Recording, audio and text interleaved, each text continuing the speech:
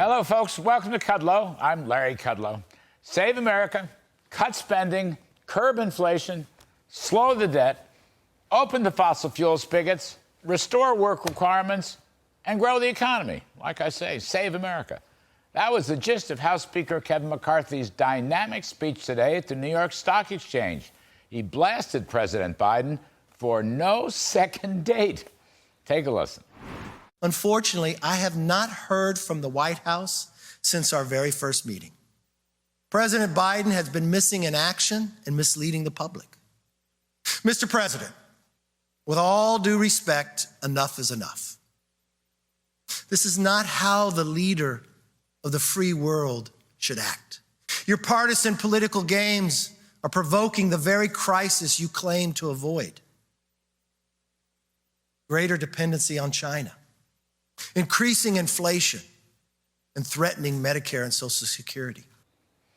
All right, it was a tough speech. Mr. McCarthy went on to make it very clear that a no-string, so-called clean debt bill without spending cuts is out of the question. And McCarthy showed plenty of details. He had returning federal spending to 2022 levels, limiting spending growth over the next 10 years to 1% annually. He mentioned a clawback of unspent COVID money, the newly passed H.R. 1 Lower Energy Cost Act, protecting Medicare and Social Security. Speaker McCarthy also mentioned some of my favorite people. For example, let's begin with Ronald Reagan. Now, almost 40 years ago, President Reagan came here to talk about the economic revival that America was experiencing under his leadership. Before ringing the opening bell, Reagan said these words: "We've moved from malaise to hope, confidence, and opportunity." With that malaise for what it really was, government with its high taxes, excess spending, and overregulation had thrown a wrench in the works of our free markets. It's time that government gets off its present spending spree before it squanders our future prosperity. Reagan's words echo throughout these halls as a warning for all of us today. And if that Reagan stuff weren't good enough, he mentioned Milton Friedman. Take a listen. It is basic economics that when Washington prints more and more money, prices go up and purchasing power comes down. As my favorite economist, Milton Friedman, said it more than 50 years ago,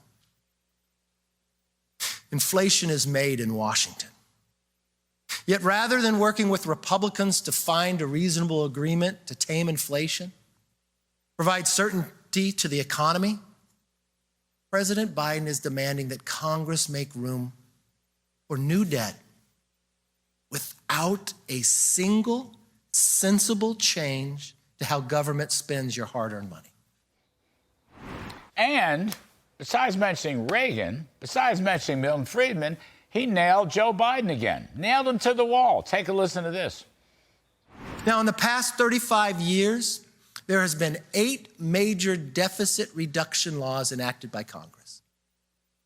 Every single one of them was attached to legislation that raised the debt limit, and every one of them was bipartisan.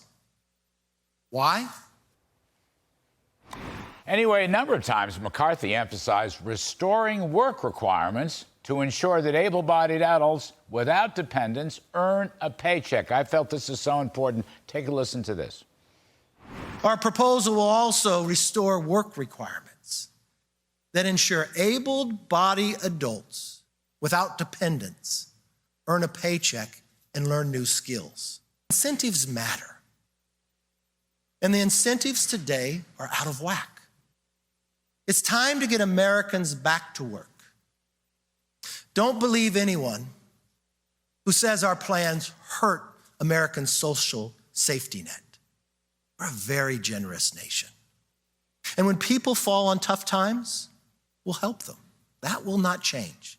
Assistance programs are supposed to be temporary, not permanent. A hand up, not a handout.